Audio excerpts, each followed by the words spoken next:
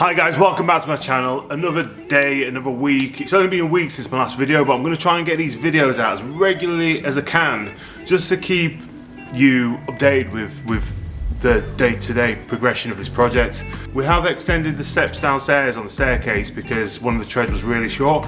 So we've done that, we've done a few more ceilings. A couple of my guys are off at the moment, the labourers especially, which is a bit of a nightmare because the site isn't always the cleanest when the labourers are around.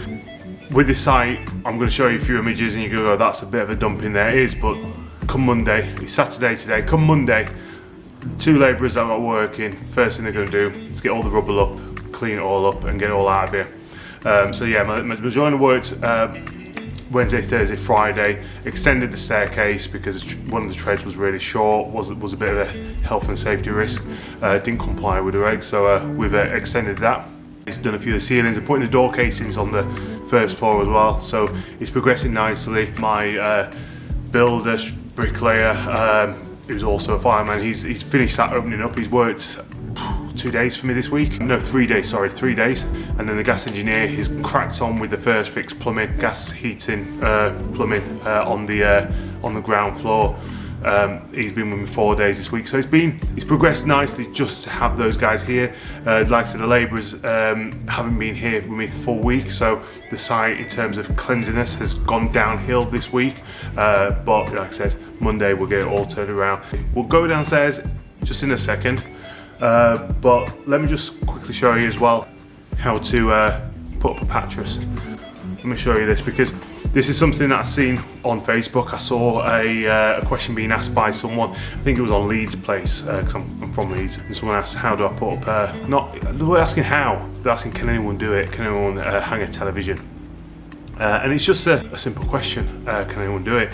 But questions like that tend to get a load of abuse because there is a lot of variables involved in hanging a television. There's stud walls that they could be hung on, which are walls like this that are behind me, and there's brick walls that they can be hung on. And if you're hanging it on a brick wall, it's very easy just to get the screws and to get the right drill bits, and it'll be hung in literally minutes. It still should be charged at a decent rate because, you know, to be done by the right person using the right tools, ensuring it's nice and secure and it's never going to fall off. You need to make sure you get the right person doing the job. It's the fact that these questions, when they're asked by people online, especially on Facebook, on these groups, be it a builders group or a DIY advice group or a local page like the one that I saw this question being asked, I didn't bother commenting because the abuse was just unreal. I thought I'm not going to weigh in with my opinion on things. Because it's not the person's fault for asking the question, it was a reasonable question. Can someone hang a TV up? But what should be explained is, yes, anyone can do that job, but they need to know what type of wall is going on. If you don't know as a customer, you should really be paying someone to come out to take a look because no one's time should be free. And no tradesman wants to come out and not guarantee that they're going to get the job. So they don't want to go out to a job to assess everything and walk away from it. Because imagine it takes them an hour out of their day, minimally, to give you an answer, tell you what you need to know. And they're not going to get paid, not going to get a penny for it because there's no guarantee you're going to go with them. So you get your timber and you just screw a timber here. If you're using 12mm plywood, you'd make sure it's just 12mm back or 10mm back if you're using 10mm plywood. And then I'll just use this MDF because I haven't got any plywood on site. And you then screw this MDF here, okay? So you put a screw through the MDF into the timber, and so it's nice and flush here. So when you come to fit the plasterboard is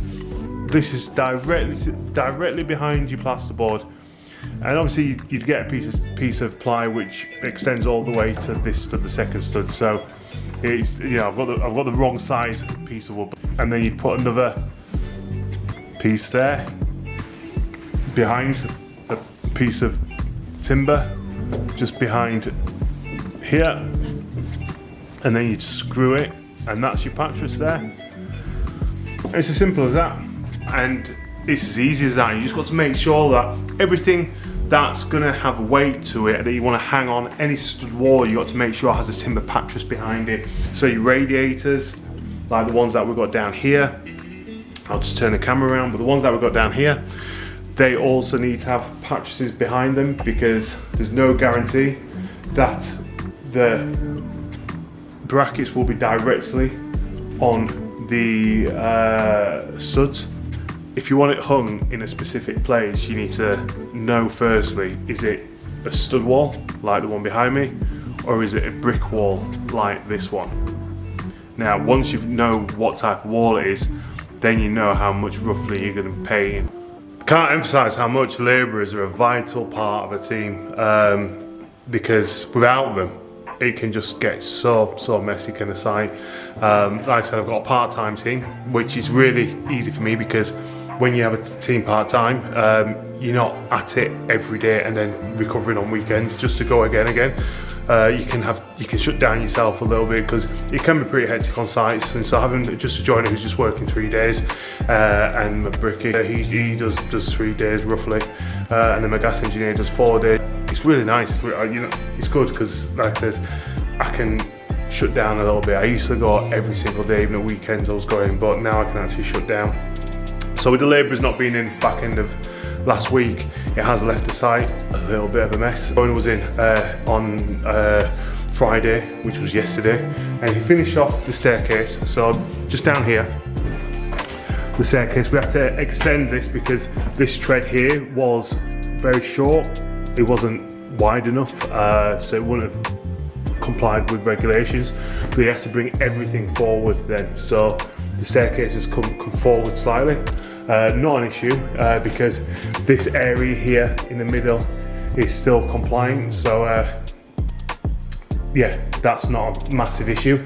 I'm quite embarrassed by the look of this side at the moment because it is a mess, but I may as well show it because I've got nothing to hide. Like I said, on Monday, first thing my 2 labourers will be doing is cleaning all this out. The reason why it got so messy and it was so unexpected is because downstairs, when we took off the wallpaper, the plaster stayed on, it's quite firm, so there's no need to knock off all the wallpaper everywhere. And that was the intention up here as well. The intention was just to scrape off the wallpaper and skim over the walls. But then, when we started working over here, it just all started to come off. This is flat 2 over here, so all the 4 door frames are in now.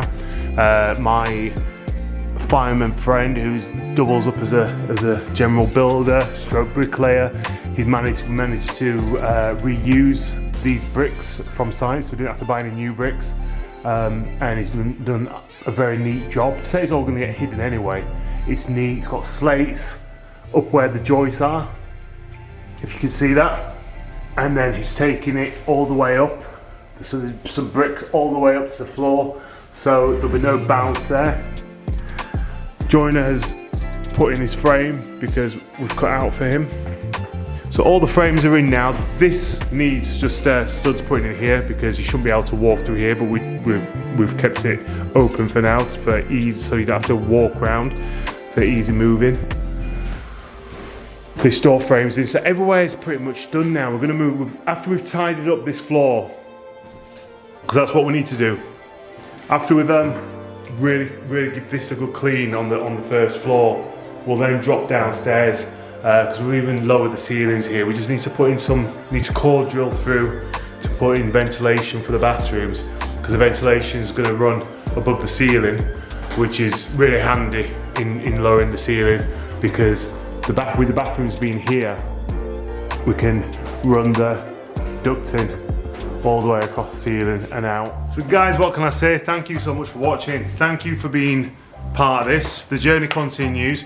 This is one project that I'm working on, which you guys have seen it from the start, and hopefully you're going to stick with me all the way through to completion. I've got a few more projects in the pipeline, which I'll be starting next year. We're 2 weeks off now from breakup, so I'll probably get another video out maybe next week. I might leave it to the week afterwards, before the shutdown. Windows are coming in. We're not going to get them all completed, so scaffolding will be going up. The roof, I wanted the roof doing before Christmas, but because of the icy cold weather we've been having in recent weeks, it came really unexpected. I mean, it was snowing, wasn't it? So that set everything back because I really wanted to get the roof done, so we could then really move on with it, and I could guarantee it could get plastered straight after the Christmas period in the new year. It looks like now plastering isn't going to happen until sort of like mid-January, maybe the back end of January. I'm hoping it's more like mid than the back end. So there'll be a lot of progress. We then got to get the kitchens in here, and it'll start to all come together because a lot has already been done now. So guys, thank you so much for sticking with me on this one. Check out the link in the description box below because that's the Track My Renovation link to this job. I upload all the photos of everything that's been done on this project, and I just want to say as well, a good reason to use Track My Renovation if you're in a position like me as a project manager, or even if you're just a homeowner who's working on your own project, is that everyone can see what you're doing. And when I mean everyone, I mean like your architect, your building control, your structural engineer, anyone involved in the project can actually just go on to Track My Renovation and make sure that everything is going as it should be. If you tag your building control inspector into it, they could come to site as many times. I mean, they will come to site anyway because it's part of their job. They have to come to site to see with their own eyes. But it gives them an idea, if you've got Track My Renovation, it gives them an idea just by looking at the photograph of where you're at, or if it's the right time for them to come. Guys, check out the link in the description box below for Track My Renovation. For this for this job itself, it's really useful, so you can just see the benefits of using it. And I'm going to put out a tutorial in the next couple of weeks of how to sign up to Track My Renovation if you want to use it. And guys, it doesn't cost you anything to sign up and try it out, and there's not an automatic sign-in. We don't ask for bank details or anything like that. If you think it's not useful for you, just don't use it. Well, after 6 months, you might think to yourself, this is actually a really great piece of software. After 6 months, you might think it's useless, it doesn't really work for you.